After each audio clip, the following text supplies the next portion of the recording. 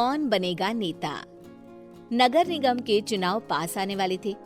पूरे कानपुर शहर में टिकट को लेकर मारामारी शुरू थी, लेकिन सबसे ज्यादा चर्चा में वार्ड नंबर 40 की सीट थी। वो इसलिए क्योंकि इस बार वहां की सीट महिला के लिए आरक्षित थी। अब सवाल ये था कि चुनाव लड़ेगा कौन। इससे पहले ठाकुर साहब वहां से पार्षद थे और इस बार उन्होंने अपनी पत्नी सीमा ठाकुर को टिकट दिलवाई और ठाकुर साहब की शान के कारण सीमा जी ने 20,000 वोटों से चुनाव जीत लिया। अरे बधाई हो सीमा भाभी, अब तो आप वार्ड की पार्षद बन गई हैं। अब तो हमारे काम आप ही करवाएंगी।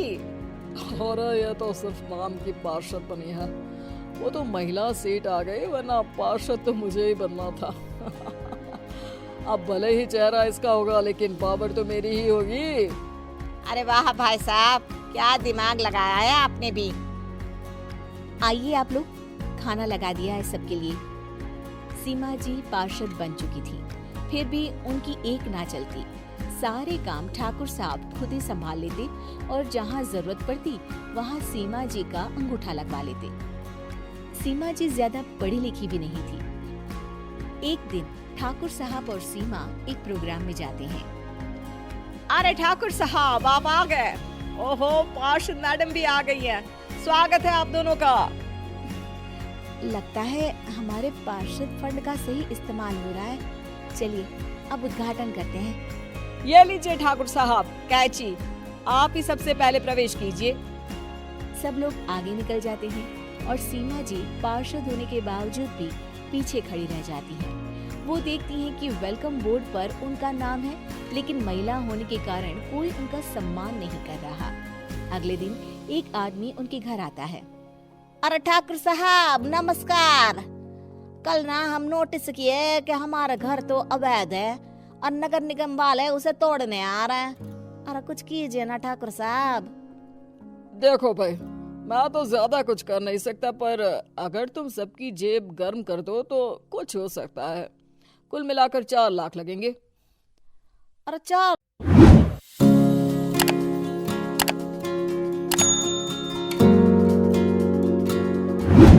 लाख ठाकुर साहब। अरे भाई, मैं अपने लिए नहीं मांग रहा हूँ।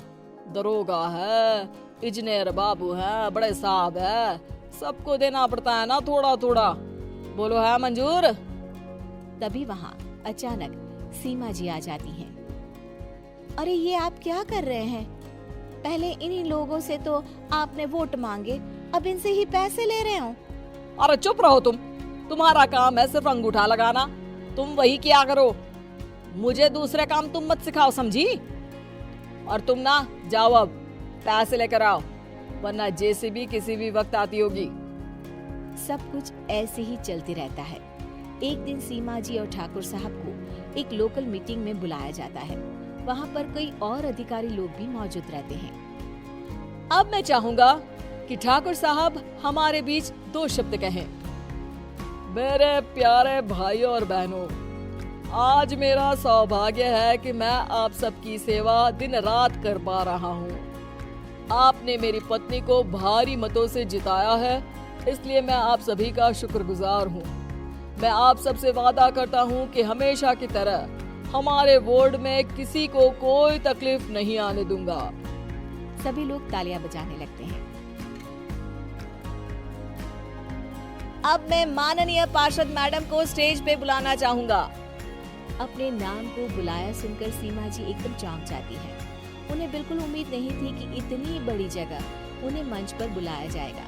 जैसे तैसे वो मंच पर चलती हैं। ऊपर जाते ही सीमा जी को सारी पुरानी बातें याद आ जाती हैं कि किस तरह उनके पति उन्हें कभी भी आगे बढ़ने नहीं देते और उनके नाम से गलत काम करते हैं। वो बोलने लगती हैं, मैं आपके वार्ड की पार्षद सीमा हूँ।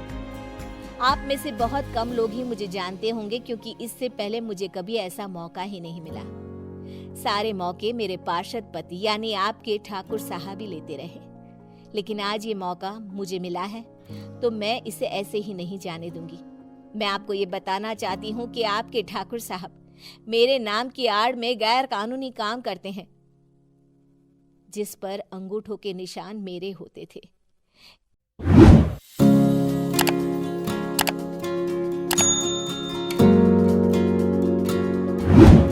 इसीलिए मैं अपनी गलती मानती हूँ और आज अपने पद से इस्तीफा देती हूँ, ताकि आगे से कोई गलत काम ना हो पाए।